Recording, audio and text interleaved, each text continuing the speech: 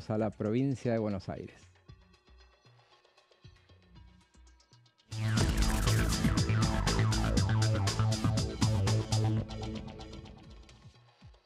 Mónica Frade, diputada de la Coalición Cívica. ¿Cómo le va, diputada? José Di Mauro, Leo Fredes y Pablo Varela la saludan. ¿Qué tal? ¿Cómo están ustedes? Un gusto. Muy bien, diputada, bueno, están terminando, por lo menos en la Cámara de Diputados ya terminó lo que les tocaba en materia de extraordinarias. Bueno, ahora está el Senado ocupándose de las últimas leyes que quedan pendientes. Bueno, ¿qué balance hace de bueno, lo que sucedió en diciembre y en febrero en el tratamiento de estas leyes? Bueno, para el gobierno, el oficialismo, buen balance. Para un sector de la oposición, mal balance, incluso dentro de este último mal balance, ¿no? Las leyes que han sido sancionadas en la Cámara de Diputados no son leyes que me parezcan buenas, ni que hayan sido suficientemente tratadas, discutidas, consensuadas. Entonces, desde mi punto de vista, ninguna ley que llega así es una ley buena o una ley para perdurar, ¿no? Que es lo que me parece que siempre debería ser uno de los propósitos, que sea una ley para que perdure. Me parece que lo que se ha sancionado no es para eso. Sí, diputada, le consulto, con esta posición usted dice, yo me considero en el grupo de la oposición y tuvo algunas críticas por venir de Cambiemos o de Juntos por el Cambio con Miguel Pichetto, Massot, con algunos otros, Lustó, Julián, otros diputados que vienen de Cambiemos o de Juntos por el Cambio, decir, pero ¿cómo? Ustedes tendrían que haber votado la reforma laboral, ustedes tendrían que haber acompañado algunos otros temas de la agenda del gobierno. ¿Cómo toma esto y cómo se posiciona? ¿Quién sostiene eso? No sé quién sostiene eso. Por redes sociales se le dice, ustedes que vienen de Cambiemos, ¿por qué no acompañaron este tema? Se les apunta más a ustedes que por ahí a otros opositores que venían con otra línea desde antes. Sobre Sí, todo, quizá... No, decía, sobre todo en reforma laboral. Bueno, en reforma laboral jamás, ni antes ni ahora, hubiera apoyado esto que se sancionó. Precisamente porque conozco, es de los temas que más conozco y me parece que comporta un enorme retroceso lo que se ha votado. Es decir, que estoy en las antípodas de lo que se ha votado. Yo tenía un dictamen y un proyecto presentado con aquellas cosas que en la ley de contrato de trabajo, a mi modo de ver, debían reformarse, debían adecuarse. Yo no le llamo modernización, sino adecuación, pero nada de lo que se ha votado en esta reforma tiene que ver con la modernización. Es decir, el sesgo de toda la reforma es quite de derechos. Entonces, nunca voy a estar de acuerdo con un quite de derechos, un retroceso en conquistas que han sido históricas. Luego, por supuesto que hay que adecuar porque hay nuevas modalidades de trabajo, aunque me llama la atención que una de esas modalidades de trabajo, que es el teletrabajo, que votamos y me tocó votar también hace 5 años atrás, que fue muy útil, incluso el día del paro fue muy útil, los mismos que la han votado la han derogado. Y por supuesto no puedo estar de acuerdo con la derogación de los estatutos del periodista, de los peluqueros, todos los estatutos de viajantes de comercio que estaban incorporados. Me parece que es una reforma que va a traer, no lo que ellos plantean que va a traer, bajar los índices de litigiosidad, me parece que se van a multiplicar esos índices de litigiosidad, y tampoco va a traer formalización de empleo. Lo que hace esta reforma es institucionalizar la precarización del empleo. ¿Por qué? Por el carácter desigual que hay, que existe naturalmente entre los empleadores y los empleados. Como esto le da en esta voluntad consensuada de la que habla, no hay voluntad consensuada en una relación de trabajo, es ficticio eso. Entonces lo que va a traer es una enorme precarización. Si a esto le sumamos, por supuesto, los salarios que están convencionalmente pisados por el Ministerio de Trabajo, creo que se van a multiplicar los despidos Nosotros ya tenemos en lo que va de este año casi 300.000 despidos, eh, más de 100.000 pymes cerradas, y me parece que se va a profundizar esto. Probablemente sea el plan del gobierno, ¿eh? No, pero no es lo que yo voy a apoyar jamás. Mónica, Pablo Varela la saluda y en todo caso le pregunto por dónde iría, o su dictamen, digo, por dónde iba y qué en todo caso incentivos tiene para justamente, digamos, si la ley del oficialismo iba en esto de retroceder en los derechos, ¿por dónde iba el suyo?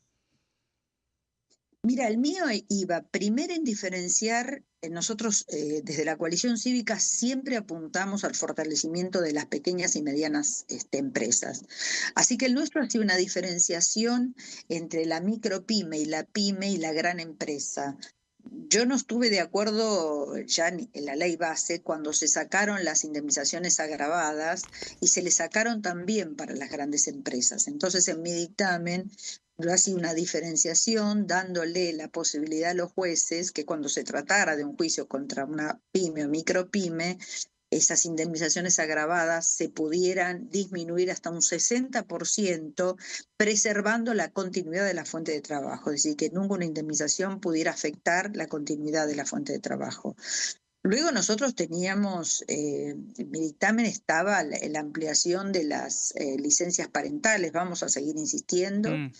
Voy a representar esto porque me parece que no podemos pensar que un papá no tiene derecho a estar con su hijo cuando nace, o un papá adoptivo lo mismo, o que se muere un hijo y haya 2 días de licencia, con lo que significa a una persona que se le muere un hijo. Me parece que todo eso había que adecuarlo, sobre Mm. todo con los adoptantes que no estaban incorporados o con los cuidados de personas de tercera edad, que sabemos que en momentos de tanta crisis son muchos los hogares que tienen que tener a sus abuelos en sus casas y necesitan cuidados. Eh, Nosotros, y por supuesto, estamos en contra de todos estos blanqueos permanentes que hace que se desfinancie cada vez más el sistema previsional. Y esto, por supuesto, en contraposición al Fondo de Asistencia Laboral que se acaba de votar, donde para nosotros es la sepultura definitiva de los fondos previsionales, ¿no? Claro. A manos de un gran negocio financiero. Entonces, en lugar de buscar canales, nosotros además pensamos que la pyme lo que necesita es que se le eliminen los costos laborales, lo que sale contratar un trabajador. Porque el problema de la pyme es que si tiene un 70%, un 80% de costo laboral un trabajador, es altamente probable que lo registre o mal y que después tenga las consecuencias que tiene. Entonces nosotros creemos que es el motor, esto está muy dicho, pero es el motor dador de trabajo. Claro. No son las mineras, no son las grandes inversiones lo que va a dar trabajo. Y hoy estamos viendo todos los días cómo las empresas cierran, algunas cierran porque con la importación, por supuesto, no les interesa, el lucro es mayor cerrando y recomponiendo su empresa o redirigiéndola a otras, digamos, justamente a la importación. Y las pequeñas empresas se están deshaciendo de personal porque tienen una capacidad ociosa enorme, porque hay un mercado recesivo, no por los juicios laborales. Hay un mercado recesivo y si producen, si pueden producir, el mercado no pueden comercializar en el mercado la producción. Claro. Entonces, nosotros es un problema económico, no de la ley laboral. La ley laboral va a empeorar esto que sacan. Diputada, obviamente y con toda lógica, lo que se trató el jueves pasado fue justamente muy importante. La reforma laboral se llevó toda la atención de la sociedad, sobre todo. Pero bueno, mediáticamente hubo un hecho que impactó mucho y del que terminó hablándose a lo mejor más inclusive de lo que pasó en la discusión de las leyes, que fue el escándalo que se vivió ese momento en el que una diputada sacó las conexiones de los taquígrafos y todo eso. Se terminó hablando de eventuales sanciones. Le voy a preguntar justamente si usted piensa que tiene que haber eventuales sanciones y bueno, su parecer sobre todo eso, que usted lleva unos cuantos años ya en la Cámara de Diputados y bueno, si estos hechos se repiten cada vez con mayor frecuencia, bueno, no le hacen mal, no le hacen daño a la imagen del Congreso. Hace 6 años que estoy en el Congreso y tuve muchas situaciones donde me dio mucha vergüenza, más de una vez me fui, porque pertenezco a un sector político que es prescindente de las escenas de pugilato y de insultos que hay entre el sector de la política que se fue y el que vino. Son anverso y reverso de la misma moneda. Eh, Hubo el año pasado escenas de pugilato, lo hemos visto, de diputadas que tiran vasos con agua. Bueno, nunca se tomó ninguna, nunca se adoptó ninguna decisión.